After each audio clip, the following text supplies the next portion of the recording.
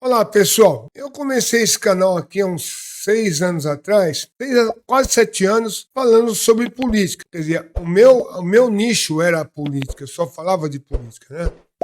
E aí eu mudei para falar sobre aposentadoria. De lá para cá só tenho feito isso. Falo sobre previdência social, defendendo os aposentados, todos que são a minha categoria, né? E os BPC Barra Luas. Mas não dá para a gente fugir de política quando a gente vê uma atuação do Supremo Tribunal Federal, de uma casa que é o ponto mais alto do judiciário, agindo de forma política, né? Complicado. Então eu peguei aqui um vídeo do senador Sérgio Moro e do senador Espiridião Amin, que passou esses dias lá no plenário do Senado Federal. Eu queria que vocês escutassem e eu volto para ter uma palavrinha com vocês, tá bom? Faço um registro aqui de uma notícia que saiu semana passada, não foi dada muita atenção pela mídia brasileira, 26 de setembro de 2024. Um júri federal em Connecticut, nos Estados Unidos, condenou para 8 anos de prisão o indivíduo chamado Glenn Ostermel. O motivo? Pagou propinas, subornos para funcionários públicos da Petrobras, a estatal brasileira. Segundo aqui os dados do caso, que foram divulgados pelo Departamento de Justiça norte-americano, entre 2010 a 2018, esse indivíduo teria pago subornos reiterados a funcionários da Petrobras para obter contratos lucrativos em favor das empresas Arcadia Fuels e Freeport Commodities, um júri federal de Connecticut, nos Estados Unidos. Por que essa referência específica aqui é apropriada? É vergonhoso, senador Espiridião Amin, que nós estejamos vendo a justiça estrangeira se encarregar de corrupção ocorrida no Brasil. Não por falta da jurisdição estrangeira, não faço aqui nenhuma reclamação quanto a isso, mas pela ausência de justiça, de aplicação de justiça para crimes de corrupção aqui no Brasil. Temos que indagar se esse indivíduo, esses funcionários da Petrobras, que receberam propina e levaram à condenação do corruptor lá nos Estados Unidos por um júri federal, se eles estão igualmente sendo processados e se foram condenados aqui no Brasil, ou se foram condenados e os processos foram anulados. Ou pior, o que pode ter acontecido, deles terem feito acordo e, de repente, anulado a virada de mesa. Foram coagidos os pobres coitados, funcionários públicos, enriquecidos por dinheiro sujo, acompanhados dos melhores advogados do país e têm a coragem de afirmar perante o Supremo Tribunal Federal que teriam sido coagidos. E mais estranho ainda é alguém acolher uma tese, um álibi dessa espécie.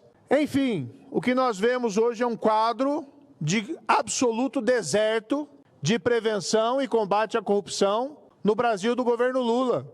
E isso é sintomático, já foi revelado desde o início, senador Plínio Varelli, quando partidos satélites do PT promoveram a ação perante o Supremo para suspender a lei das estatais e conseguiram liminar do atual ministro da Justiça, então ministro Supremo, e depois o Supremo revoga essa liminar, mas mantém as nomeações. Quem, senadores e senadoras, está sendo processado no Brasil hoje em dia por crime de corrupção? As notícias são só de anulações mal fundamentadas. Respeitamos as decisões do Supremo, mas tem que ser dito, decisões que não se sustentam juridicamente, sequer do ponto de vista da competência, como bem aponta, inclusive, o Procurador-Geral da República. Não há justificativa para esse salto quântico das instâncias judiciais para que casos que foram julgados pelas instâncias ordinárias, muitas vezes já transitados e julgados, acordos que foram firmados nas instâncias ordinárias, ou até mesmo por outros ministros do Supremo, serem sistematicamente anulados, sem que haja fundamentos jurídicos para tanto.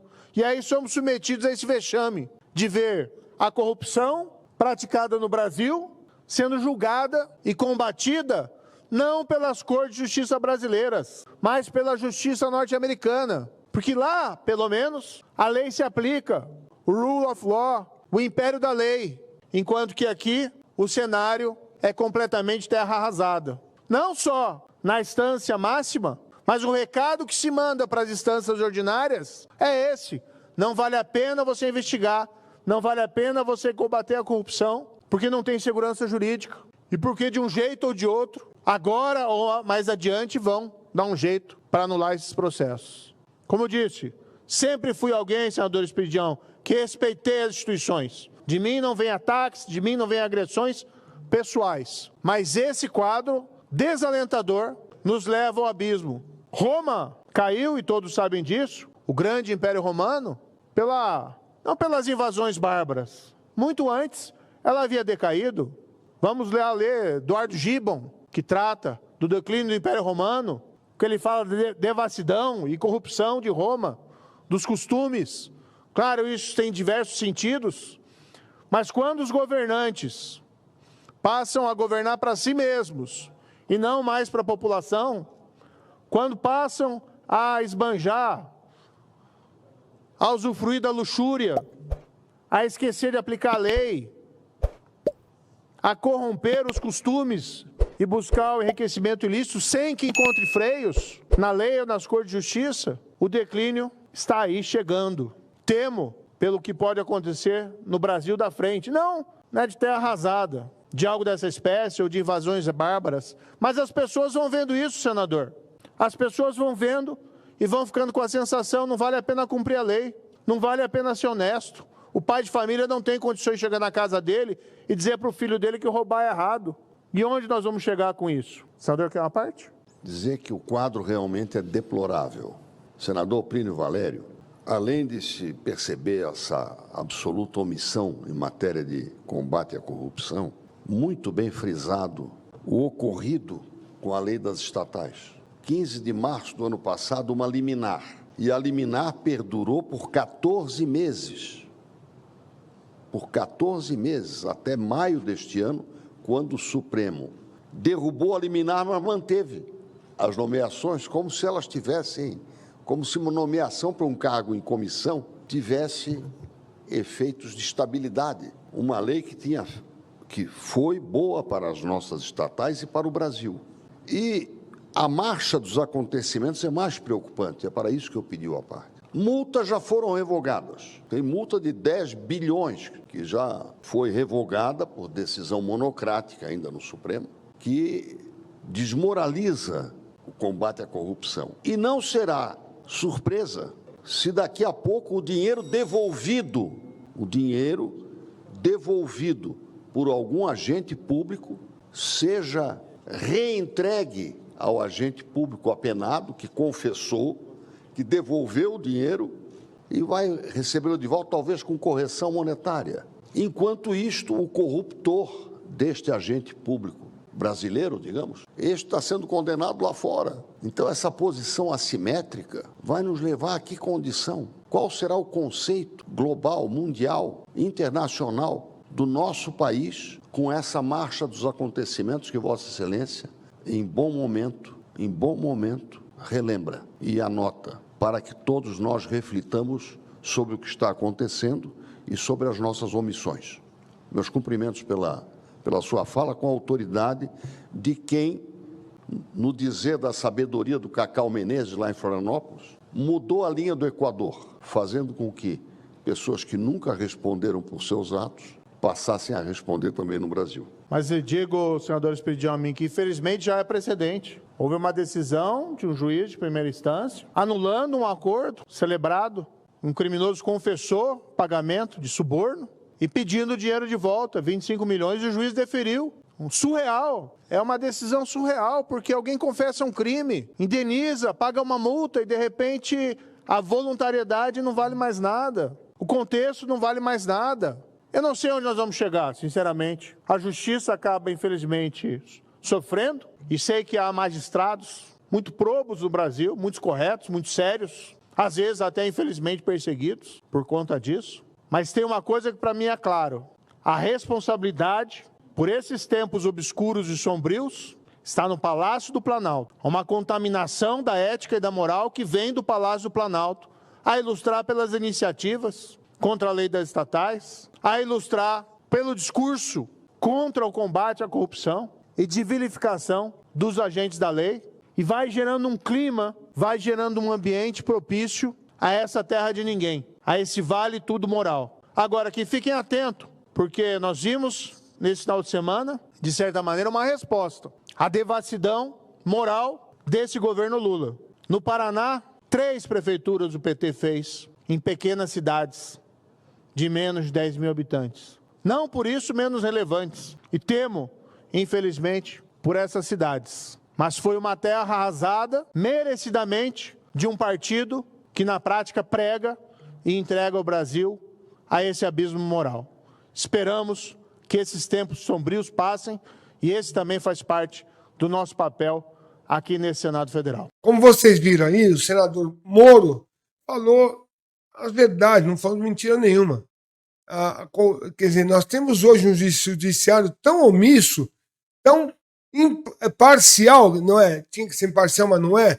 Nós temos hoje um judiciário tão parcial que ele não julga, né? Quem tem que julgar, os corruptos. Defendem, por exemplo, no caso aqui do presidente Lula, que colocou políticos em cargos de confiança, cargos em estatais, que era proibido. Isso teve uma liminar no Supremo, o Supremo segurou isso até ele colocar todo mundo que queria nas estatais. Deu prazo para ele fazer isso. Depois julgou o mérito. E depois de julgar o mérito dizendo que é contra, que é inconstitucional, o que ele fez? Disse que só vale dali para frente. Não é isso, ministro Barroso? Só vale dali para frente, não vale para trás. Ou seja, todos os indicados do presidente Lula a cargos de confiança em estatais estão todos indicados pelo presidente Lula, depois da liminar concedida, poderiam ficar, porque era para trás, só não podia colocar mais nenhum outro dali para frente. Mas para trás, ele já tinha colocado todo mundo que ele queria. Entendeu? Então é complicado isso. Isso aí é parcial. Isso aí é um Supremo politizado. Não é mais um Supremo técnico. Ele é completamente politizado. O judiciário nosso hoje, a Suprema Corte, máximo da justiça brasileira, ela julga as coisas conforme o bem-querer do presidente da República, ou de senadores, ou de ministros, o que vem ao bel prazer deles. Não é pela Constituição, não é pelas leis brasileiras. Eles distorcem, eles contorcem as leis, né, ao bel prazer deles. Isso não é certo, porque prejudica muito as pessoas, né? Isso não é certo, porque acaba prejudicando muitas pessoas. Muitas pessoas são prejudicadas por isso. Como vocês viram aí no vídeo, eu queria trazer isso para vocês. Isso está prejudicando também a RVT. Por quê? Porque o presidente Lula não quer pagar e aí tem lá no Supremo ministros que estão apoiando a decisão do presidente porque, né, é o famoso toma lá da cá. Não estou dizendo que ninguém está sendo corrupto, não, pelo amor de Deus, não é isso que eu quero dizer. Estou dizendo que são apadrinhados, a maioria dos que tem hoje no Supremo são colocados pelo governo Lula, desde 2003, né, 2003, 2008, depois pela Dilma, depois pelo Temer, né, que é o Moraes, que foi o único que apoiou a revisão. Ele e o Fachin, né? O resto, todos foram contra. Inclusive a Carmen Lúcia, que mudou de última hora. Sabe-se lá Deus por quê? A gente sabe por quê, né? Mas, vamos dizer assim, sabe-se lá Deus por quê, para ficar no ar, porque a gente não pode acusar ninguém. Mas está muito feio esse negócio da política no Brasil, viu? Está muito feio. Somente o Supremo Tribunal Federal, porque não respeita. A lei tem que ser igual para todos, não só para políticos ou presidente da República. A lei tem que ser igual para todo cidadão, para todo ministro, para todo deputado, todo vereador, todo prefeito, todo governador, etc. Ter cargo político não quer dizer que você tem isenção, que você pode cometer crimes. Para isso, você veja que vergonhosamente nós precisamos que a justiça americana condene um brasileiro por corrupção, porque a justiça brasileira não toma partido nisso, né? A colocação do senador Sérgio Moro foi muito bem feita aqui no plenário. Eu dou parabéns ao meu senador Moro e ao senador Espírito em mim por concordar e defender a mesma causa. Então, pessoal, Deixa um like, compartilha muito esse vídeo, é importante que saibam o que está acontecendo. O pessoal sabe, né? Mas não adianta ficar assim, que nem a justiça, né? Nós temos que abrir os olhos. E o povo tem que se manifestar. O problema é que está todo mundo com medo, né? Medo de se manifestar e ser preso, medo de se manifestar e ter represália, né? Que é o que tem acontecido com a maioria das pessoas que, como eu, vem aqui, bota a cara a tapa e falam, né, alguma coisa. Mas eu tô com 62 anos, não tenho filhos. O que vai acontecer? Vão me prender? Vão me torturar? Eu não vou me esconder de ninguém, não. Eu não vou deixar de falar o que eu penso, o que eu acho e lutar pelas coisas que eu acredito. Por medo, não vou fazer isso. Tá bom, gente? Então tá aqui junto com vocês sempre, para o que precisar. Contem comigo. Sou Caco Siqueira, canal Agir. Aqui eu sou colaborador do canal da dona Ionara, que o canal é dela, mas eu faço aqui a minha presença e respondo pelos meus atos. Tá bom? Então, muito obrigado a todos pela palavra, por terem me escutado. Não me esqueçam de compartilhar e ajudar aqui o canal, tá? Porque precisa de ajuda para se manter. Diferentemente de muitos outros canais, a gente precisa de ajuda verdadeira para se manter.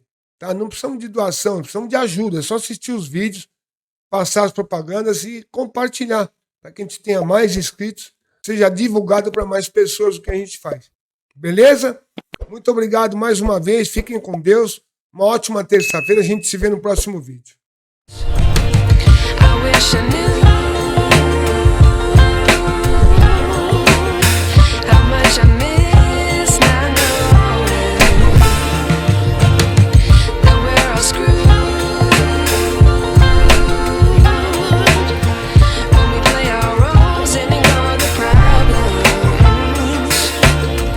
I wish I knew.